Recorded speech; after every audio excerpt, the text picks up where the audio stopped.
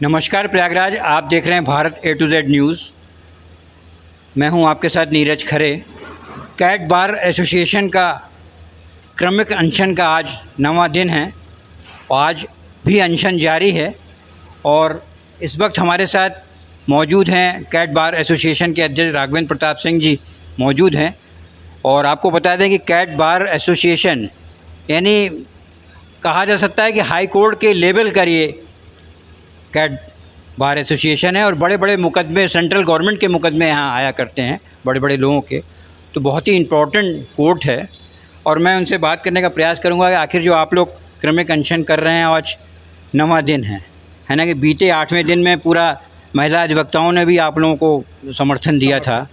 तो आप लोगों की जो क्रमिक अनशन आप लोग कर रहे हैं, तो प्रमुख मांगें क्या है, क्या कहना चाहते हैं, सरकार से क्या कहना चाहते हैं? हमारी सरकार से कोई लड़ाई नहीं। जी जी जी हमारी लड़ाई हमारे इस बेंच के चेयरमैन जी जो दिल्ली में बैठे हुए हैं, जी हमारी लड़ाई उनके खिलाफ है। जी जी हमारा सेक्शन 25 रूल 6 जी जी ये कहता है जी कि जुरिडिक्शन जो हमारा है, जो टेरिटोरियल जुरिडिक्शन हमारा है, जी, जी। उसमें किसी को हस्तक्षेप नहीं करना चाहिए। जी, जी। क्योंकि जो जुरिडिक्शन, जो क्षेत्राधिकार बना है, वो उत्तर प्रदेश का अलग, बिहार का अलग, दिल्ली का अलग, हरियाणा का अलग, राजस्थान का अलग। जहाँ पे जो कैट का मेन है, हमारा ये कैट का मेन एशिया का बिगेस्ट, हमारा ये कैट बार एसोसिएशन जो कैट इलाहाबाद है, वो एशिया का बिगेस्ट था किसी समय में। कहने का मतलब क्षेत्राधिकार हनन के खिलाफ आप लोग क्रमिक अनशन कर रहे हैं। हम लोग क्षेत्राधिकार हनन के खिलाफ, जी जी जो वो डिस्टेंस के आधार पे कह रहा है, जी जी जो हमारा क्षेत्राधिकार वही है जी। जो हाईकोर्ट का क्षेत्राधिकार है। जी जी अगर वो हमारे क्षेत्राधिकार में हनन कर रहे हैं, जी, जी। तो हाईकोर्ट के भी क्षेत्राधिकार में उनका हनन हो रहा है। हमारा विरोध उसका है। जी। दूसरा जो सबसे मेन है कि हमारे यहाँ जो लीडिंग व्यक्ति होता है, जो हमारे यहाँ रजिस्ट्रार है, जी, जी। हमारा रजिस्ट्रार भी वो अपने यहाँ ट्रांसफर कर लिए, जी। हमारे दो डिप्टी रजिस्ट्रार कर लिए। जी। जो मेरिट का हमारा जो स्टोनो है, जी। जो जज के पास बैठता है, जो ऑर्डर लिखता है, उसको भी उन्होंने अपने यहाँ ट्रांसफ़र कर लिए। जी। हम लोगों के बेंच का जो मुकदमे हैं वो इफ़ेक्टिव हो या जल्दी डिसाइड ना हो, और उसको वो अपने यहाँ टेकअप करके वो डिसाइड कर रहे हैं, जो जुरिडिक्शन के अगेंस्ट है। और इसी पक्ष में हमारा उनका विरोध है। क्या आप लोग ऐसी भी रणनीति बनाने जा रहे हैं कि आप लोग मंत्री विधायकों से मिलेंगे? क्या विधानसभा में भी ये मामला उठाएंगे? नहीं, हाँ, एकदम बिल्कुल है कि हम लोगों सांसदों से, लोकल विधायकों से और पॉलिटिकल जो भी व्यक्ति हैं यहाँ पे, जो हम लोगों के क्षेत्र से, इलाहाबाद से, हो भी सकता है कि हम लोग मंत्रियों से भी मिलें। पहले हम लोग अभी 2 या 3 दिन के अंदर प्रेस कॉन्फ्रेंस करेंगे।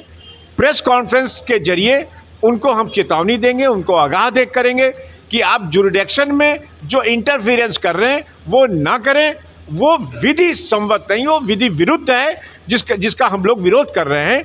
ये कार्य आप ना करें। कब तक अनशन आपका जारी रहेगा? अनशन तब तक जारी रहेगा जब तक कि उनका हस्तक्षेप बंद नहीं होगा, और तब तक जब तक हमारे सारे मेंबर, हमारे जजेस जो यहाँ पे हैं, वो पूरे नहीं होते। तीसरा, हमारा रजिस्ट्रार, हमारा डिप्टी रजिस्ट्रार और हमारे सारे स्टोनो जो हैं, जिनके कारण एक षड्यंत्र के तहत वो जो न्याय संगत काम नहीं कर रहे हैं, उनको अपने यहाँ अटैच करके हम लोगों को इफेक्ट कर रहे हैं, हमारा तब तक विरोध रहेगा जब तक कि ये सारा कार्य हमारा संपन्न नहीं हो जाता है। मैं जितेंद्र नायक, महासचिव कैट बार एसोसिएशन इलाहाबाद। जैसा कि विगत करीब 8 दिन से हम लोग, आज 9वां दिन है, क्रमिक अनशन पे है, और ये इस बात को लेकर के आंदोलनरत हैं कि ये हमारा जो टेरिटोरियल जुरिडिक्शन है, जो उच्च न्यायालय को प्राप्त है, वो हमें भी प्राप्त है, जो लखनऊ हाई कोर्ट को प्राप्त है, वो लखनऊ कैट बेंच को इलाहाबाद।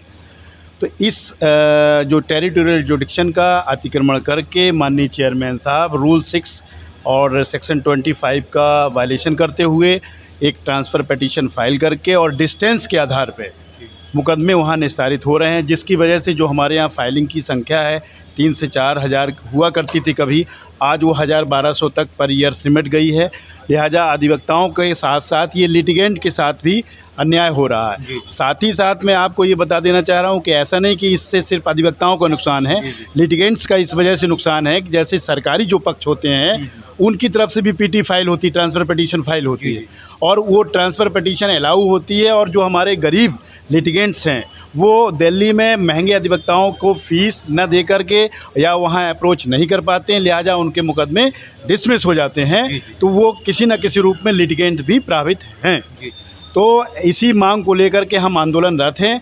2023 में हम लोगों ने ये आंदोलन किया था, माननीय चेयरमैन से प्रतिनिधिमंडल हमारा गया था, और उस समय चेयरमैन साहब ने ये आश्वासन दिया था कि आगे से ऐसा नहीं होगा, आप लोग जाइए काम पर वापस लौटिए। तो हमने उनके आश्वासन पे अपने आंदोलन को सिर्फ स्थगित किया था, यानी कि पोस्टपोन किया था कि अगर आप अपनी आदतों में सुधार नहीं लाए तो फिर हम पुनः भी आंदोलन के लिए आ सकते हैं। लिहाजा विगत महीनों में जो है फिर मनमानापूर्ण रवैया जो डिस्टेंस के आधार पर वहाँ मुकदमे निस्तारित कर रहे हैं, उसकी वजह से इस बेंच की जो मनमानी कर रहे हैं, आंदोलनरत हो गए हैं। और अब की बार ये अनिश्चितकालीन हमारा अनशन चलेगा, और हम लोग जो है यहाँ के जनप्रतिनिधियों से भी मुलाकात कर रहे हैं। जैसा कि अभी आज कांग्रेस पार्टी के लोग हमारे शहर अध्यक्ष अंशुमन के नेतृत्व में आए, अंशुमन मिश्रा जी के नेतृत्व में आए, उन्होंने अपना समर्थन दिया। तो हम चाहेंगे कि शहर में जो भी जनप्रतिनिधि हैं, सांसद हैं, विधायक हैं, हमारी बातों को विधानसभा में और लोकसभा में, राज्यसभा में उठाएं,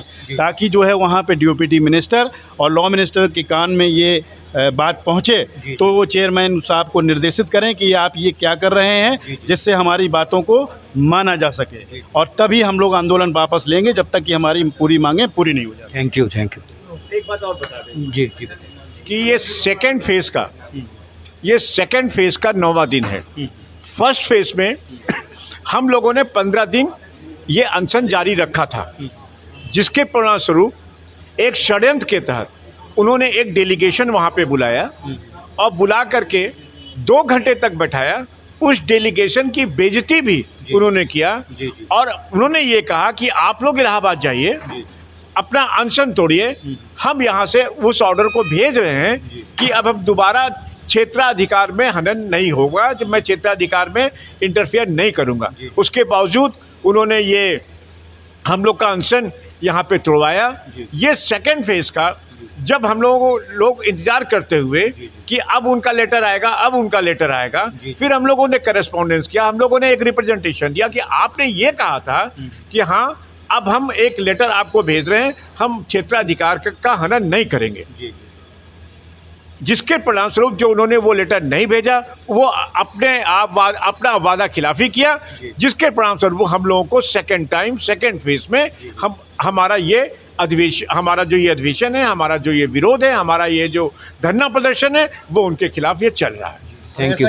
कैट बार एसोसिएशन का ही या कैट बेंच इलाहाबाद का टेरिटोरियल जुडिशन प्रभावित हो रहा है। इससे माननीय उच्च न्यायालय बार एसोसिएशन और माननीय उच्च न्यायालय का भी क्षेत्राधिकार प्रभावित होगा। जैसे कि अगर कोई जो है यहाँ पे डिस्टेंस के आधार पे कोई मुकदमा प्रिंसिपल बेंच में निस्तारित कर दिया जाता है, मान लीजिए गाज़ियाबाद, मेरठ, NCR के जो समस्त डिस्ट्रिक्ट है, इवन दैट कानपुर, आगरा तक के मैटर वहाँ जो जा रहे हैं, जिसका क्षेत्राधिकार माननीय उच्च न्यायालय को है और उसी आधार टेरिटोरी जितना हमें भी मिला हुआ है, तो उस आधार पे जब ये प्रिंसिपल बेंच में निस्तारित कर दिया जाएगा तो उसकी अपील सीधे दिल्ली हाई कोर्ट में होगी, ना कि उच्च न्यायालय इलाहाबाद में होगी। तो इसलिए हमारा क्षेत्राधिकार के साथ साथ उच्च न्यायालय का भी जो है क्षेत्राधिकार प्रभावित हो रहा है। Thank you.